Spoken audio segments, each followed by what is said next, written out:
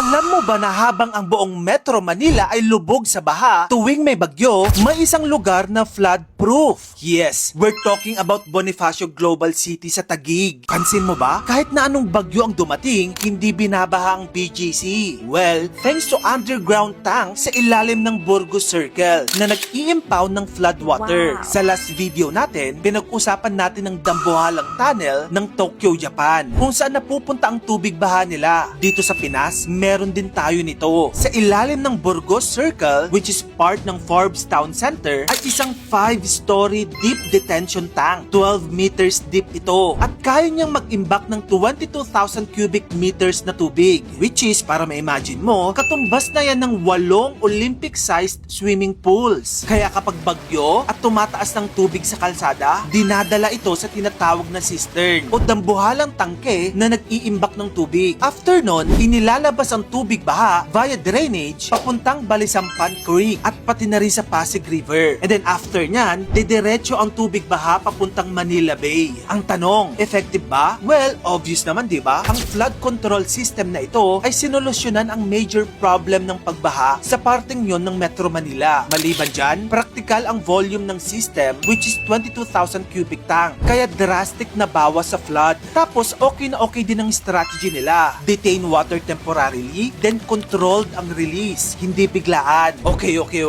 Given na sobrang efficient nito. Pero ang tanong, sino nga lang ba ang nagbe-benefit? Hindi ba sobrang ironic? Plano ng Department of Public Works and Highways na gayahin ng underground water impounding structure ng Bonifacio Global City o BGC bilang isa sa mga solusyon sa pagbaha sa Metro Manila. Ang panangga sa baha nasa ilalim ng Burgos Circle. Pero ang nakakagamit nito, sino? Mga nakakondo sa BGC, yung mga naka-office doon, at yung mga nakatira sa mga mansyon sa exclusive subdivision. Meanwhile, ang mga normal na madlang people sa kamay nilaan, sasabihan ng gobyerno na dapat nang ituring daw na new normal na bahain sila tuwing may bagyo. Nako po, hirap naman sigurong tanggaping new normal yun, no? At ang isa pang real talk, ang monthly rent sa BGC, 1-bedroom units, 35,000 hanggang 60,000 pesos kada buwan. Maliban sa magarang tirahan, protektado din sila sa pagbaha. Which is ang isa pang pribilehiyong wala ang minimum wage earner na kailangan suungin ang baha sa syudad, makapasok lang sa trabaho. So just imagine, pag naglakaran na tuwing baha, tayo no choice. Habang ang mga may kaya, underneath BGC, may halos 22,000 cubic meter flood tank na naghihintay para sa kanila. Pinoprotektahan nito ang business district. Pero sino ang pinaka nababaha? Lagi ang mahihirap. Halos walang proteksyon. Kung ang tunnel system can save Tokyo at ang underground cistern can save BGC, the rest of us, kailan kaya? Kung gusto mo pa na mag-ito pang klaseng content, dito lang yan sa channel ko kaya follow ka na. Mag-subscribe ka na rin sa aking bagong YouTube channel. Yun lang, maraming salamat sa panonood mga kamagkano.